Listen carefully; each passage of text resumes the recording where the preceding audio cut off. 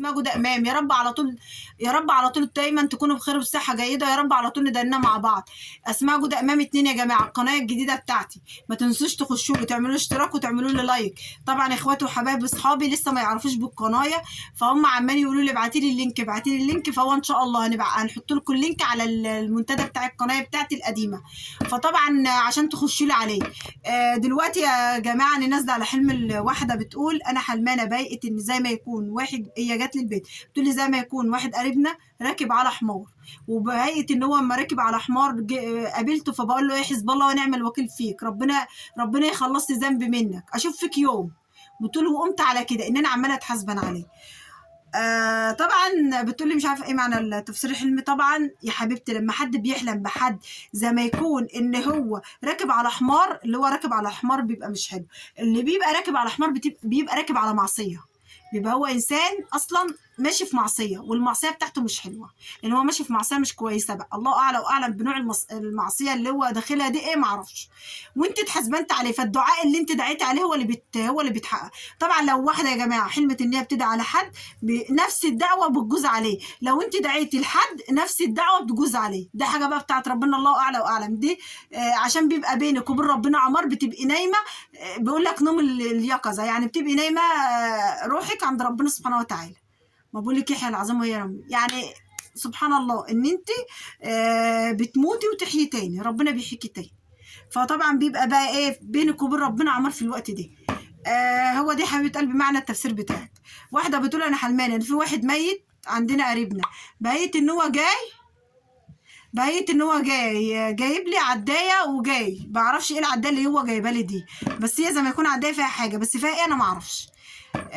بتقول لي مش عارفه ده ايه. طب اسمعي حبيبه قلبي معنى التفسير. طبعا ما انت تشوفي واحد ميت وجايب لك عدايه، معنى كده ان في حاجه بتتعدد لكم، وحاجه بتتجهز لكم وبتحضر لكم. لو ليكي بنت ربنا سبحانه وتعالى هيرزقها ان شاء الله بعريس قريب، والله اعلى واعلم بكل شيء. هو دي معنى التفسير يا حبيبي. معايا يا جماعه ريكورد من على الفيس. كده تسمعي؟ معرفش.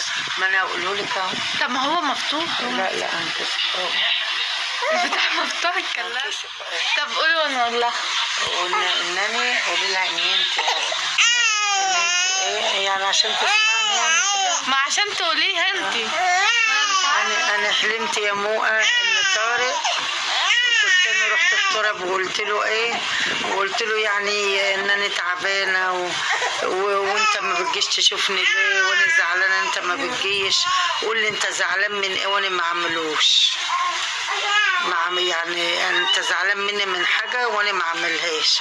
راح جاي لي على ان عندنا ناس شغاله وانا عماله اقول لهم اعملوا كذا واعملوا كذا واعملوا كذا، راحوا قايلين ايه احنا هنقول لجوزها، فانا خايفه لو هم يقولوا له ويزعل مني.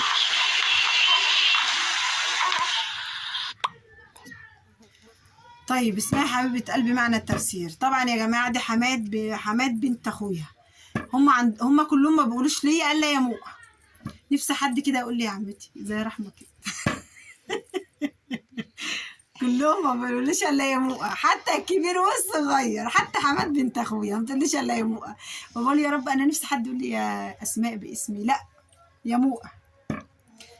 معلش يا جماعه فانا نفسي بقى واحده كده يكون بنت حلال تقول لي يا عمتي اسمي. لا والله انا بحب منهم كلمه يا مؤا دي. ربنا يخليهم لي يا رب واشوفهم في احسن حاجه، وربنا يخليهم لي يا رب ما اتحرم منهم ابدا ولا على حنيتهم عليا بجد والله.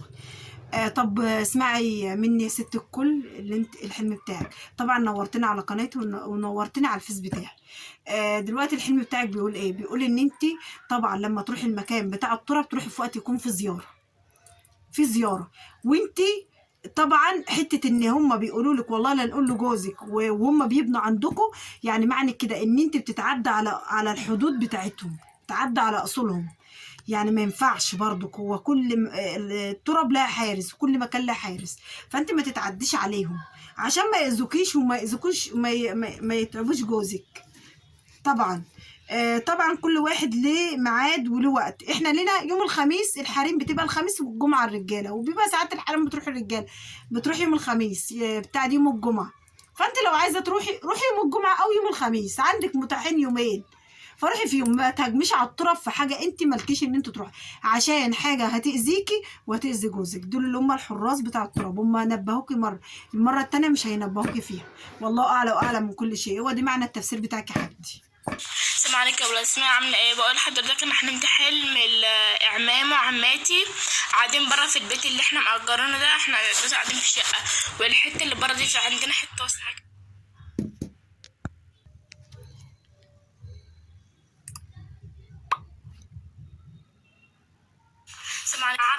انا عارفه كان اعمامي مين وعماتي مين وعارفه اساميهم. انا بص من الشباك ومش عايزه اخرج لهم. بعدين حد من اخواتي رحاب اختي بتقول لي تقريبا كده، بتقول لي اخرجي، وانا قلت لها لا مش عايزه اخرج اسلم عليهم. وسمعت حد بيقول لحد او بيقول لنا كان عمال يقول اساميهم ويقول لهم مين قاعد بره. المهم مش عارفه بقى ايه اللي حصل. المهم كنت جايه بالليل وداخله في الحته الوسعايه، بعدين لقيت ماما واقفه وكان بقى الدنيا ليالت، هما كانوا قاعدين بالنهار. بعدين وانا داخله في الحته الوسعايه دي بقى بالليل، انا خرجت ازاي مش عارفه. كنت داخله بالليل بابا لقيت ماما. بعدين انا بتقول لي انت جيتي متاخر ليه؟ انا كنت خارجه مع واحده صاحبتي. بعدين انا مش عارفه بقى انا خرجت امتى دي. فانا لقيت نفسي داخله بالليل. بعدين هي كانت واقفه في الحته الوسعايه دي، بعدين زعقت لي بتقول لي انت جيتي متاخر ليه بعد ما هم مشوا؟ كنت عايزاك تسلم عليهم. طب يلا بقى روحي لعمك عبد العليم. وبتقول لي روحي لعمك عبد العليم الدكان عشان خاطر يديك 5 جنيه. انا مش عارفه اصلا ايه الحلم ده. اسمعي حبيبه قلبي معنى تفسير الحلم ده. طبعا لما يكون في لمه عندكم وناس كتير وانت مش عارفه مين دول اصلا، فهم تجميع الناس ديت اكيد. لو انت في وش جواز ففي عريس لكي، لو انت لسه صغيره في اكبر منك فهم في حد في عرسان هتجيلهم. وطبعا لمه اهلك وعيلتك وكده، دول لما على ايه؟ على فتحه. ممكن يكون في فتحه ربنا يحصل نصيب لحد من اخواتك، في حد من اخواتك هيتخطب. لو انت على وش جواز في عرسان هتجيلهم وانت مش هيعجبك قعدتهم مع يعني قعدة اهلك معاهم. انت ما بتحبيش اهلك اصلا، عشان انت اصلا من النوع اللي انت لو حد اتكلم قدامك كلمه ما بتسكتيش، بتديهم. فهم انت بتبعدي عشان ما حدش يفرح فيك ولا حدش مات فيك، وعشان الموضوع يعدي اصلا. فانت خدت بعضك وخرجت احسن. قلت ما امشي احسن عشان ولا حد يقول لي انت عملتي ولا سويتي. طبعا ال5 جنيه بقى بتاعت عمك عبد العليم، لو انت حبيبتي في نتيجه ولا حاجه، ولو انت مستنيه الشهاده بتاعتك فهي هتجيلك بعد 5 ايام. 5 ايام لا اما 5 اسابيع. ده لو انت ناجحه. بس انا باين عليا يعني اللي انا شايفاه ان انت جايبه حاجه وهتمتحني وهتنجحي بعد 5 اسابيع، وهتبقى الله اعلى واعلم. ما اعرفش، هو جاي لي كده، هو جاي لي كده الحلم. فهو دي حبيبه قلبي معنى التفسير الحلم بتاعك، ان انت ربنا يوفقك. عشان امك بتقول لك ادي لعمك عبد العليم 5 جنيه خليه يديك حاجه، فانت ال5 جنيه بيعتبر على الكحك. فانت زي ما يكون جاي لك ملحق انت هتمتحني بعد 5 اسابيع وهتجيلك النتيجه. والله اعلى واعلم، بس هتنجحي ان شاء الله. هو دي حبيبه قلبي معنى التفسير الحلم بتاعك كله. والله اعلى واعلم. السلام عليكم ورحمه الله وبركاته. ربنا يبارك فيك حبيبتي، الامر لله وحده. والله حلمت ان زي ما يكون في مطره جامده قوي، سيول كده جامده، وانا زي ما اكون ايه يعني عماله اطلع ايدي من الشباك كده واقول ايه دي غريبه قوي، ده الدنيا مطره جامده يا ولاد، السيول مش مطر عاديه. وانا بيتي اصلا مش مسلح يعني، فخفت ايه زي ما كنا على البيت يعني، فقلت يا نهار ابيض البيت كده ده مشكله ولا يعني. فايه بفكر ان انا بقى اسيب البيت واروح عند بيت بابايا يعني. فالمهم ولادي وانا نازله من على السلم كده، زي ما كنت مش نازله واقفه على سلم كده يعني، وببص عليهم بقول لهم ايه ده انتوا لابسين نص كم ازاي؟ روحوا البسوا كم كده، ما ينفعش الدنيا ساقعه ومطره ومش عارفه ايه. بس هو ده اللي انا فاكره في الحلم يعني. بس انا حسيت انها في حاجه يعني، في رساله، في حاجه. في احلام كده بتحلميها تحس ان عادي، انما في احلام تحس ان في مقصود منها حاجه. وجزاك الله خيرا. معلش بقى اسف على ازعاجك، ربنا يبارك فيك ويتقبل منك. ربنا يخليكي يا حبيبتي. بصي يا حبيبه قلبي، طبعا اي حلم يا جماعه بيبقى فيه رموز وفيه حاجات ربنا سبحانه وتعالى بينبه الانسان بيها. فطبعا لما بتحلمي بحاجه ففي تنبيهات، ممكن يكون في خطر جاي عليكي فبتعرفي تفسير الحلم، ففعلا بتحوشي نفسك من الخطر. الله اعلى واعلم، ما هو ربنا لو كاتب لك حاجه هتحصل. بس ساعات ربنا لما بيكون كاتب ان انت تتنبهي من حاجه زي كده بتتنبهي. طبعا دي تفسير الحلم ده ان انت هتعرف مشكله كبيره قوي. عشان النطره لما يكون سيول بتبقى مشكله كبيره، وبتبقى حاليا انت واقعه في كرب، فانت مخرجه ايديكي من الشباك. يعني معنى كده ان انت كل ما حد يتكلم معاكي تقولوا ارحموني شويه عشان انا تعبت وخلقي ضيق. فانت عماله تحافظي على قد ما تقدري على عيالك وعلى حياتك في بيتك. حته ان انت بتلبسي ولادك هدوم الشتوي، يعني معنى كده ان انت بتقولي يا رب بقى وقتي نخلص بقى من الخنقه اللي انا فيها دي وارتاح بقى وولادي ترتاح معايا. فانت حبيبه قلبي طالبه ان ربنا سبحانه وتعالى يريحك من الكرب اللي انت فيه والهم والمشاكل اللي انت فيها. كل ما بتحسي ان الدنيا هتحلو معاكي، المشكله ان الدنيا تاني بتتعكنن عليكي تاني، عشان كل ما تيجي تخرجي ايديكي من الشباك فبتدخلها تاني. فانت كل شويه تقولي يا رب بقى، بتدعي ربنا يا رب مش هطلع بقى من الكرب دوت وانشال بقى منه.